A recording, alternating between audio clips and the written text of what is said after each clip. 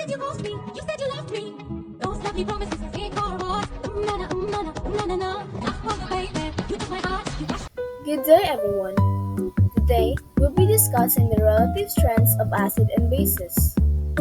This topic is really interesting because acid and bases are not just found in laboratories. They're also parts of our daily life. From the food we eat, the product we use for cleaning, and even the process inside our body. Acid and bases plays a big role. So, in this presentation, we'll explore what makes some acid and bases stronger than others, what affects their strength, and some real-life examples you might be familiar with. Let's start with basics. Acids are substances that donate hydrogen ions or H plus in a solution. Examples include the hydrochloric acid or HCl, sulfuric acid or HNO3, even vinegar, which contains acetic acid or CH3COOH, is an acid. Bases, on the other hand, are substances that accept hydrogen ions or release hydroxide ions, which we call OH negative. Common examples are sodium hydroxide or NaOH, potassium hydroxide or KOH, and ammonia or NH3. The strength of these acids and bases depend on how completely they ionize or break apart in water. Measuring strength. Ka is acid dissociation constant, which means larger Ka is stronger acid. Kb is base dissociation constant, which means larger Kb is stronger base. pKa is equals to negative log Ka, which means smaller. So pKa is stronger acid. Strength of acid. Now, let's talk about acid strength. Strong acid are acids that completely ionize in water. That means, when you dissolve them, they break apart into ions completely. No acid molecules are left. For example, HCl turns into H plus and Cl negative in water. Other strong acids include sulfuric acid and nitric acid. These have very large Ka value, which means they have a high tendency to release hydrogen ions. Meanwhile, weak acid only partially ionize. An example is acetic acid. In water, only some molecules release H plus ions, while others stay together. Another example is carbonatic acid, which you can find in carbonated drinks like soda. So, a smaller Ka value means a weaker acid. Strength of bases. Just like acid, bases can also be classified as strong or weak.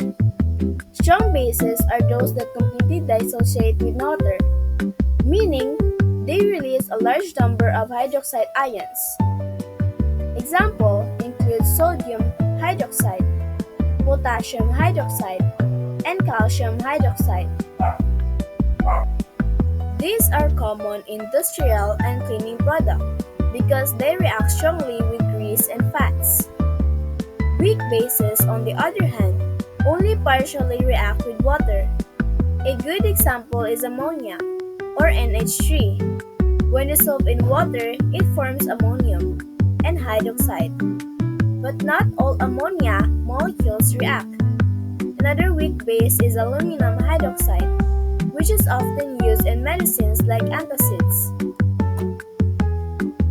Factors affecting acid strength. Now, let's discuss what affects the strength of acid. The first factor is bond strength. The weaker the bond between hydrogen and the rest of the molecule, the easiest it is to release H plus ions. And therefore, the stronger the acid, for example among the hydroiodic acid, the bond between hydrogen and the iodine in Hi is the weakest, making the Hi the strongest acid in this group. The second factor is electronegativity. If the atom bonded to hydrogen is very electronegative, It pulls electron away from the hydrogen, making it easier for hydrogen to leave as H+. For oxyacid, the more oxygen atom present, the stronger the acid becomes because oxygen atom pulls electron density away from hydrogen. That's why HClO4 or perchloric acid is stronger than HClO2 chlorous acid. So now, let's proceed to the factors affecting base strength. When we say a base is strong or weak, we're referring to how much it ionizes or breaks apart. In water to produce hydroxide ions or OH-, this is measured by something called the base ionization constant or Kb. A base with a larger Kb values ionizes more in solution, meaning it's a stronger base. For example, sodium hydroxide or NaOH is a strong base because it dissociates completely in water, producing lots of OH- ions. In contrast, ammonia or NH3 is a weak base because it only partially ionizes. Its Kb is 1.8 times 10 raised to the negative 5, which is quite small compared to that of NaOH. Another important factor is the conjugate relationship between acids and bases. Every acid has a conjugate base, and every base has a conjugate acid. The strength of one affects the strength of the other. A strong acid will have a very weak conjugate base, and a strong base will have a very weak conjugate acid. To illustrate this, let's look at the HCl, a strong acid. When HCl loses a proton, which is H+, it becomes Cl-. Its conjugate base, but Cl- is such a weak base that it barely reacts in water. On the flip side, ammonia or NH3 is a weak base, and when it gains a proton, it forms NH4+. Its conjugate acid, which is relatively stronger. So as a rule, the stronger the acid, the weaker its conjugate base, and vice versa. And now, let's explore conjugate acid-base pairs in more detail. Every time an acid donates a proton, it forms a conjugate base. And every time a base accepts a proton, it forms its conjugate acid.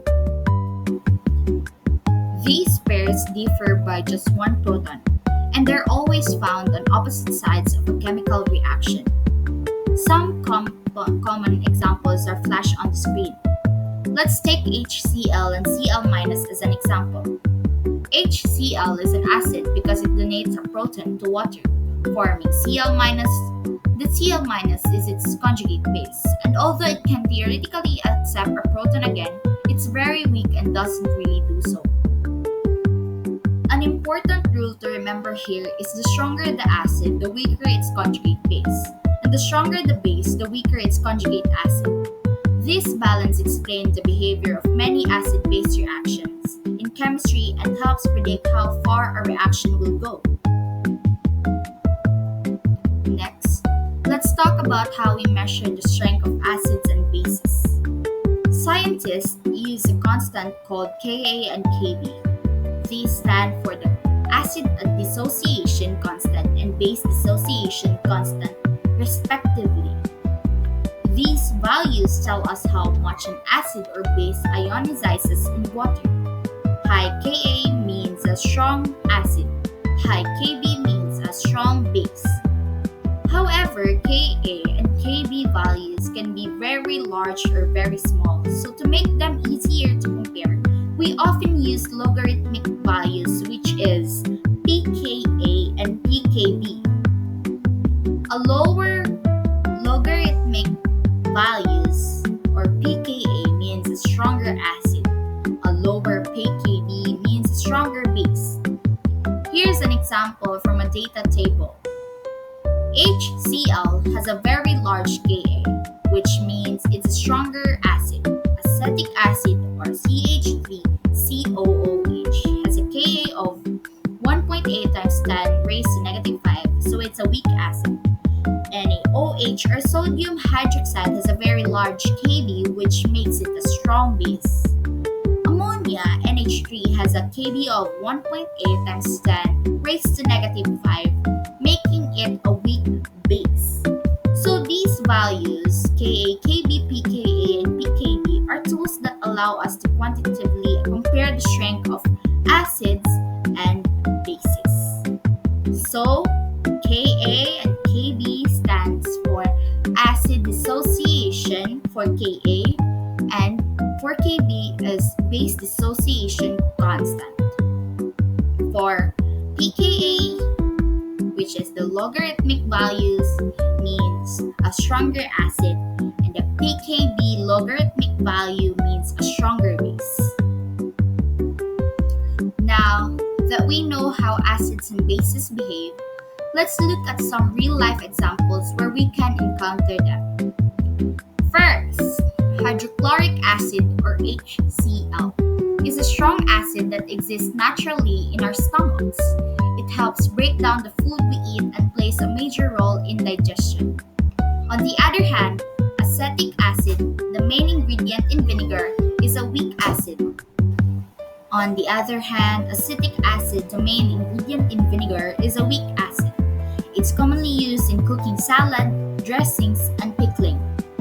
For bases, sodium hydroxide or NaOH is a strong base used in drain cleaners. It's powerful enough to dissolve grease, hair, and other blockages in pipes. A weaker base we might be familiar with is ammonia, which is found in many household cleaners, especially for cleaning glass or mirrors. Here's a fun fact. Lemon juice contains citric acid, a weak acid that gives lemons the sour taste. Meanwhile, bleach, often used for cleaning and disinfecting, is a strong base. Now, for the acids and bases, are not just limited to the lab or the kitchen. They are used in many practical applications across various fields. In medicine, antacids are commonly used to relieve heartburn. They contain weak bases that neutralize excess stomach acid, bringing relief to people who suffer from acid reflux. In agriculture, soil can become too acidic, which affects plant growth. To correct this, lime or calcium hydroxide is added to neutralize the acid in the soil and improve crop yields. In the food industry, citric acid is widely used as a preservative and to enhance flavor, especially in soft drinks and candies. In industry, both acids and bases are essential for manufacturing products like fertilizers, detergents, and cleaning agents. They play a major role in chemical processes that affect our daily lives even if we don't realize it. Now, to wrap everything up, here are the key points you need to remember. Strong acids and bases ionize completely in water, meaning they break apart fully and produce lots of ions. Weak acids and bases only partially ionize, so they produce fewer ions and are less reactive. The strength of an acid or base can be measured using Ka and Kb, their logarithmic forms pKa and pKb. These values help us compare and predict chemical behavior. Every acid has a conjugate base, and every base is a conjugate acid. The stronger one is the weaker the other. This conjugate relationship is key to understanding acid-base reactions. Finally, acids and bases are found everywhere, from our bodies and kitchens to cleaning products, farms, and factories. Whether it's stomach acid digesting your food, vinegar flavoring for salad, or ammonia cleaning your windows, acid-base chemistry is constantly at work around us. Thank you and hope this helped you a better understanding the fascinating world of acid and bases. Maraming salamat. Tapon ka, anyong hasayo, domo